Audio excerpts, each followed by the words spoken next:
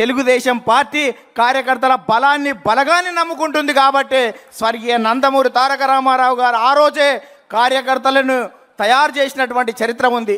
కార్యకర్తలకు అధ్యయనం, శిక్షణ, క్రమశిక్షణ, సేవాభావం, సేవనిరతి రాజకీయాలలో తీసుకొచ్చినటువంటి చరిత్ర స్వర్గీయ నందమూరి తారక రామారావు గారిది. అందుకనే కార్యకర్తలనే నాయకులుగా తయారు చేసినటువంటి చరిత్ర స్వర్గీయ నందమూరి తారక రామారావు. అందుకనే దొరలు, భూస్వాములు, ఆసాములు, జమీందారులు, జాగీర్దారులు, దేశ్ముఖులు, దేశపాండేలకు వ్యతిరేకంగా కార్యకర్తలనే నాయకులుగా తయారు చేసిన చరిత్ర ఈ తెలుగుదేశం పార్టీదని సందర్భంగా మనవి చేస్తున్నా.